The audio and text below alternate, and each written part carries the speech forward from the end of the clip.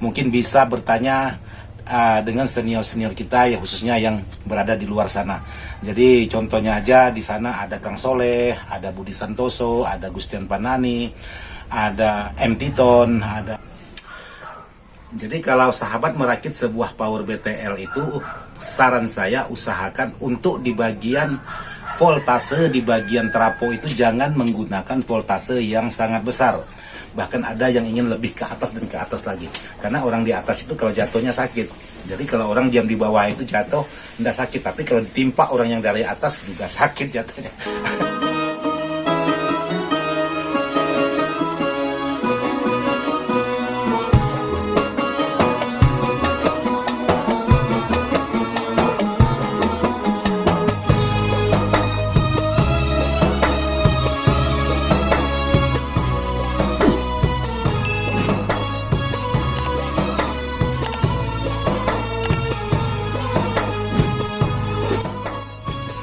Assalamualaikum warahmatullahi wabarakatuh. Sahabat-sahabat dimana saja berada, tanpa terkecuali yang tidak bisa saya sebutkan satu persatu. Jadi hari ini saya ingin coba membuat sebuah video, bukan tentang merakit dan bukan tentang cek sound. Cuman video saya kali ini ingin berbagi dengan sahabat-sahabat sesuai dengan pengalaman saya. Dan mohon maaf juga kalau memang video ini dikategorikan menggurui, tapi bukan maksud hati saya untuk menggurui sahabat-sahabat. Karena ini sangat banyak sekali permintaan atau pertanyaan-pertanyaan dari sahabat-sahabat itu melalui WA saya. Oke, sebelum saya lanjut ada baiknya kita ngopi dulu. Buat sahabat-sahabat yang belum ngopi, yuk kita ngopi sama-sama. Mantap. Jadi untuk beberapa hari ini atau beberapa bulan ini sangat banyak sekali pertanyaan-pertanyaan dari sahabat-sahabat tentang merakit power, masalah merakit power dan masalah yang lain-lainnya yaitu tentang di audio. Tapi sedikit sahabat ketahui, untuk pertanyaan-pertanyaan maupun melalui WA maupun kolom komentar video, itu tidak semua bisa saya jawab. Karena saya tidak bisa melihat barangnya dari jarak jauh, otomatis saya tidak ada gambaran sama sekali. Kalau hanya pertanyaan dan pertanyaan yang dilontarkan, iya kalau memang betul, kalau memang salah berarti takutnya salah juga. Jadi yang jelas saya ingin menjawab pertanyaan sahabat-sahabat yang sekiranya saya masuk akal dan yang sudah saya alami aja. Seperti itu. Yang belum saya alami saya tidak berani juga berandai-andai. Takutnya keliru, takutnya salah karena yang lebih senior itu lebih banyak di luar sana. Jadi buat sahabat-sahabat mungkin bisa bertanya dengan senior-senior kita ya, khususnya yang berada di luar sana. Jadi contohnya aja di sana ada Kang Soleh, ada Budi Santoso, ada Gustian Panani, ada M. Titon, ada Power Rakitan dan lain sebagainya. Itu sangat banyak sekali. Yang jelas untuk di bagian bidang audio, yang pertama saya ingin jawab pertanyaan sahabat-sahabat. Pertanyaannya seperti ini, Bang, saya mempunyai sound system dan saya suka main aktif. Jadi main aktif itu untuk powernya itu di sebelah box salonnya. Jadi ini box salon dan di bawahnya ini powernya, biasanya untuk sahabat-sahabat kontes itu namanya aktif. Nah, tapi tenaganya kok sama halnya seperti saya main powernya di panggung. Nah, buat sahabat-sahabat untuk hal seperti itu. Jadi kemarin Kang Soleh sudah ada buat videonya. Mungkin sahabat-sahabat bisa tonton video Kang Soleh. Mungkin di sini saya perlihatkan nanti untuk videonya. Jadi buat sahabat-sahabat yang main, jangan menyamakan antara aktif dengan main pasif. Pasif itu kan jauh. Aktif itu powernya dekat box. Kebanyakan sahabat-sahabat itu namanya main aktif, tapi kabelnya itu sepanjang 20 meter digulung, digulung terus ditumpuk, ditumpuk di samping salon. Itu halnya masih sama memain pasif antara box speaker dengan power di panggung. Jadi kalau sahabat-sahabat ingin memain aktif, pastikan kabel untuk aktif dan pastikan kabel untuk pasif. Jadi jangan disamakan, itu juga kabel untuk main aktif, itu juga kabel untuk main pasif, khususnya kabel speakernya. Jadi kalau memang sahabat ingin main pasif, ya boleh kabelnya 20 atau 30 meter, asalkan sesuai dengan standar ukuran dari kemampuan speaker dan kekuatan power. Tapi kalau sahabat ingin memain aktif, power berdampingan dengan box speaker, usahakan kabelnya diususkan untuk main aktif. Contohnya kalau memang jarak jangkaunya 2 meter, ya bolehlah kita potong 2,5 meter. Jadi 2,5 meter semakin bawah, ya boleh kita ratakan 2,5 meter semua. Mau sub, mau low, mau mid, main high, itu kita potong rata semua. Boleh kita bedakan ukuran untuk mid, boleh kita bedakan untuk high, boleh kita bedakan ukuran kabelnya untuk low, dan boleh kita bedakan untuk kabel bagian sub. Asalkan jangan diputar balik. Untuk kabel sub yang kecil, kabel tweeter yang besar itu justru terputar balik. Jadi usahakan kabelnya itu benar-benar standar sesuai dengan karakter speaker masing-masing. Jadi kalau untuk main aktif itu, sahabat usahakan untuk di bagian kabelnya itu khusus untuk di bagian aktif, yaitu panjangnya kurang lebih 2 atau 3 meter. Jadi sahabat jangan menggunakan kabel panjang terus dililit, digulung-gulung-gulung lalu diletakkan di samping. Itu tenaganya habis, justru lebih menghambat untuk di bagian suara. Kadang tenaga powernya itu jauh berkurang kalau kita sistem seperti itu. Nah, ada bedanya kita bentangkan kabel secara seperti jemuran dengan kabel kita gulung lalu kita tumpukkan di tanah, itu sangat beda sekali dan pengaruhnya sangat besar sekali.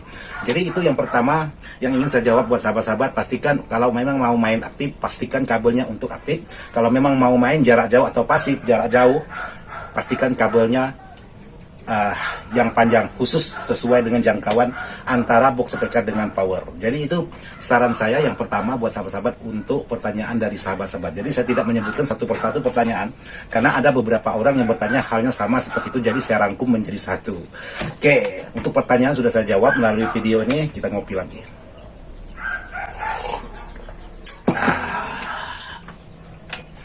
Terus yang kedua, saya ingin menjawab pertanyaan dari sahabat-sahabat karena ada beberapa orang bertanya halnya yang sama seperti ini. Jadi juga saya tidak sebut namanya karena ada beberapa orang. Yang jelas saya rangkum jawaban ini menjadi satu.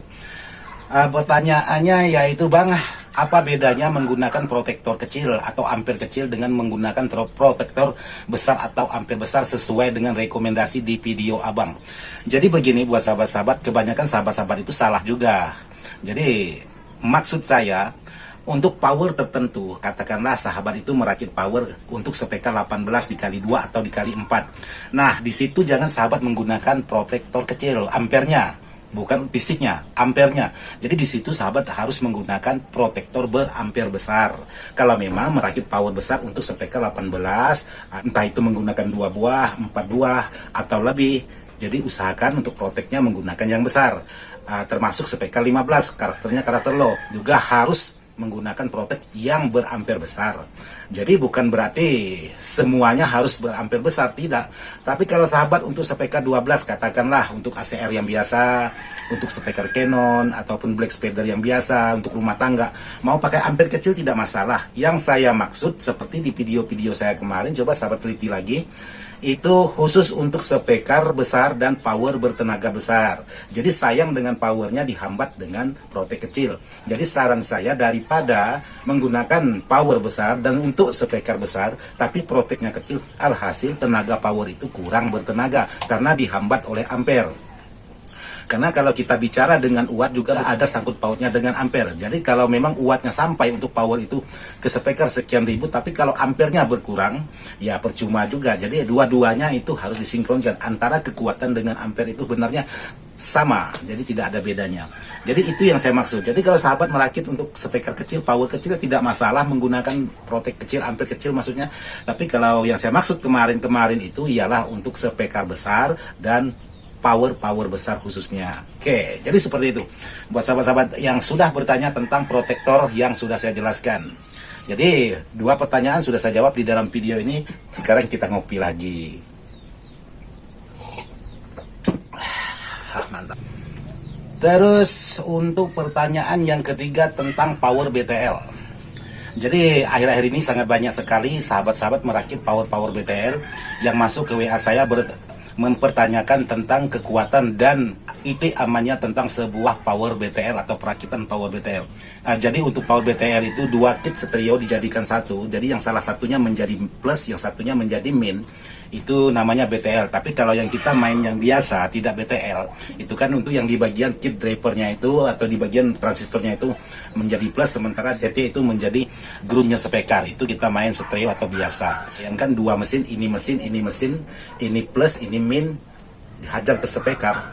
Jadi sangat kuat dan luar biasa karena dua mesin menjadi satu. Itu bedanya. Lain halnya kalau seperti yang saya rakit seperti ini, ya satu mesin itu untuk plus dan groundnya terpisah. Jadi groundnya itu tidak bersumber dari mesin. Jadi kalau sahabat merakit sebuah power BTL itu, saran saya usahakan untuk di bagian voltase, di bagian trapo itu jangan menggunakan voltase yang sangat besar. Kalau bisa, cari trapo 20 atau 40 ampere dengan tegangan paling besar itu 40 volt. Tapi titik amannya itu 35 volt untuk BTL. Tapi ampernya boleh besar, sampai 60 pun boleh. Itu tenaganya luar biasa, BTL-nya tidak panas. Maksudnya di bagian transistor finalnya tidak panas. Tapi kalau sahabat menggunakan trapo 10 ampere, terus sahabat hajar menggunakan tegangan sampai katakanlah 56 volt, dan menggunakan transistor finalnya itu cuma 2 set kiri, 2 set kanan. Jadi itu sangat panas sekali. Dan untuk sebuah power BTL itu hati-hati. Kalau memang sahabat tidak paham dengan power BTL, antara dua kemungkinan. Bisa jadi kalau speaker kuat, power yang gosong. Kalau memang power yang kuat, bisa jadi speaker yang gosong. Jadi sahabat harus pastikan antara power BTL dengan power stereo seperti yang saya buat seperti ini. Saya tidak tahu tipe yang saya buat ini, saya tidak tahu. Mungkin belum ada kelasnya. Kalau kawan-kawan kan itu ada kelas AB, ada kelas D dan lain. Kalau saya yang bikin ini belum ada kelasnya. Saya tidak tahu kelas apa yang saya buat. Yang jelas saya berusaha barang-barang yang saya buat itu mengeluarkan suara kuat. Ya itu aja. Jadi bukan berarti buatan saya tidak pernah bermasalah.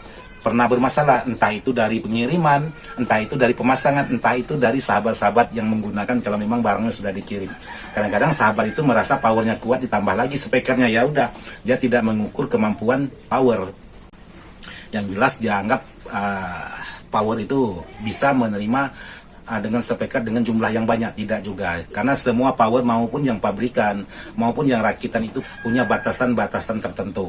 Jadi tinggal kita lagi harus memikirkan bagaimana awetnya sebuah power. Jadi bukan berarti satu power sebesar apapun watt itu bisa sahabat hajar menggunakan speaker-speaker yang berlebihan. Itu kurang bagus, apalagi untuk di power BTL tadi. Jadi power BTL itu hanya karakter-karakter tertentu. Jadi buat sahabat-sahabat boleh sahabat BTL. Kalau memang sahabat untuk karakter sub, karakter low itu boleh.